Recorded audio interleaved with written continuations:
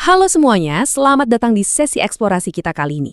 Coba deh posisikan diri kalian senyaman mungkin. Tarik napas panjang, kalau lagi ada makanan di depan kalian, nikmatin aromanya perlahan. Atau kalau kalian lagi sekedar nyari ketenangan di malam hari, rileks aja.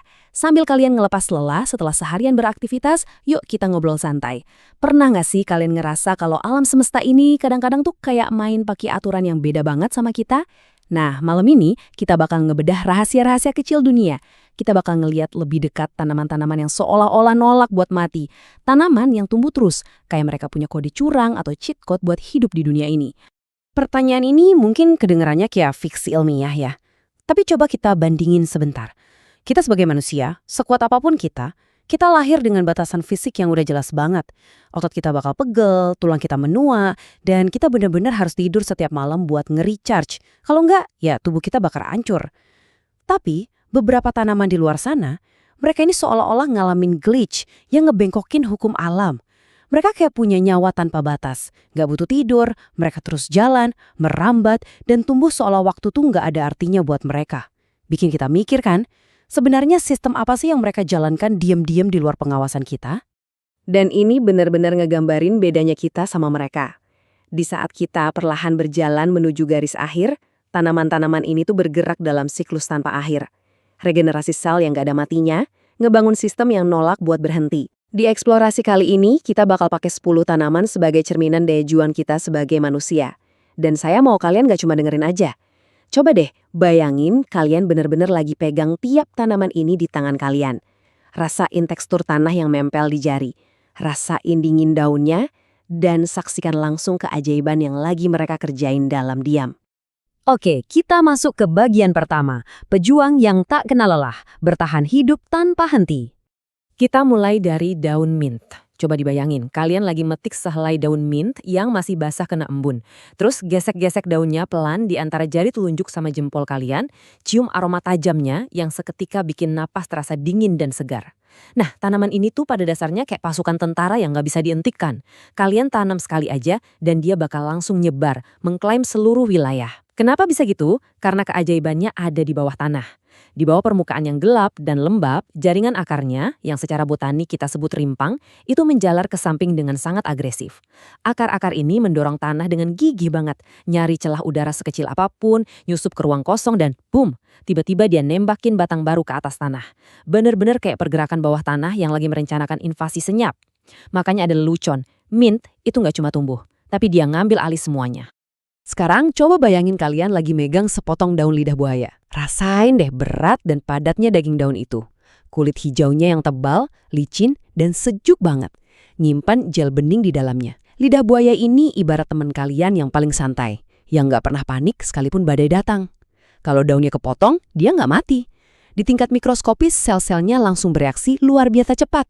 Mereka ngeluarin getah yang langsung kering kalau kena udara, nutup lukanya, bikin semacam keropeng alami buat ngelindungin inti tanamannya. Sementara di dalam, energinya langsung dialihin buat terus memproduksi gel baru. Ini tuh cerminan banget dari ketahanan emosional manusia yang paling dalam. Kemampuan buat nyembuhin luka dalam diam, nutup lembaran masa lalu, dan terus ngehasilin kebaikan tanpa perlu koar-koar. Lanjut ke sesuatu yang pasti sering banget kita lihat di dapur, daun bawang. Ini tuh keajaiban kecil yang seru banget buat diamatin pelan-pelan. Kuncinya ada di pangkal putihnya. Alih-alih dibuang, coba deh masukin bagian berakar itu ke dalam segelas air bening yang dingin. Terus bayangin kalian ngamatin gelas itu tiap hari. Di dasar air, akar-akar ini bakal bertingkah kayak sedotan transparan kecil yang rakus banget. Sel-sel di pangkal putihnya membelah secepat kilat, mompa air ke atas. Dan dalam hitungan hari, pigmen hijau yang tadinya udah kita potong habis, secara harfiah dorong jalan ke atas, nyari cahaya. Proses lambat ini ngajarin kita sesuatu yang penting. Dari sisa-sisa yang mungkin dianggap orang udah nggak berguna, kita bisa bangun semuanya lagi dari nol, asalkan kita dapat sedikit aja dukungan.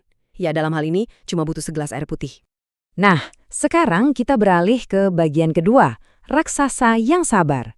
Tenang sekarang, tak terhentikan nanti. Mari kita geser pandangan dari pot kecil ke raksasa yang menguasai hutan. Yang paling bikin geleng-geleng kepala dari kelompok ini adalah bambu. Kalau kalian nanam bibit bambu, kalian bakal diuji dengan kesabaran tingkat tinggi. Setahun, 2 tahun, sampai 5 tahun bisa lewat gitu aja dalam keheningan total.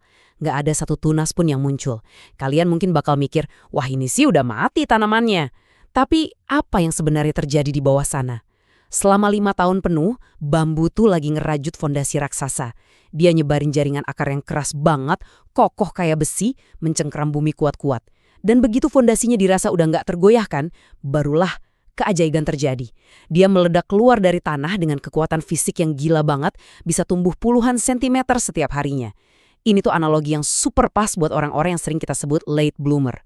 Mereka diam, kerja keras tanpa dilihat siapapun, nahan tekanan, dan saat waktunya tiba, mereka melesat ke atas dengan momentum yang gak bisa dihentikan siapapun. Selanjutnya, pohon beringin. Coba tutup mata kalian sebentar, bayangin kalian lagi nyium aroma tanah yang basah di bawah kanopi daun beringin yang super rimbun, agak gelap, dan auranya kerasa purba banget. Kalian mendongak ke atas, ngelihat akar-akar gantung tipis yang turun perlahan dari cabangnya. Awalnya kelihatan rapuh banget, goyang-goyang ketiup angin kayak seutas benang, tapi begitu ujung benang itu nyentuh tanah, pertunjukan aslinya baru dimulai. Akar itu langsung nancep, nyedot nutrisi tambahan, dan pelan-pelan mengeras, berubah jadi batang kayu solid yang tebalnya kayak pilar beton. Jadi, satu pohon secara perlahan berjalan dan nopang dirinya sendiri, ngelebarin wilayahnya sampai bikin hutan kecilnya sendiri. Kelihatannya sih kayak ada banyak pohon ya, tapi di bawah tanah, mereka semua berbagi satu detak jantung yang sama. Sebuah simbol persatuan dan ekspansi tanpa batas. Masuk ke bagian ketiga. Mesin kehidupan tanpa akhir. Penolakan untuk berhenti. Di kelompok ini, kita bakal ketemu sama rajanya penolakan, ubi jalar. Bayangin, satu ubi jalar utuh di tangan kalian. Kulitnya keras, kasar, berdebu, dan jujur aja mungkin kurang estetik ya bentuknya. Tapi, di balik kulit yang kelihatan kusam itu, ada mata-mata dorman yang lagi tidur, nungguin satu sinyal aja. Kalau kalian gantung ubi ini setengahnya di atas air, keajaiban seluler langsung aktif. Air yang dingin pelan-pelan ngebangunin memori selulernya.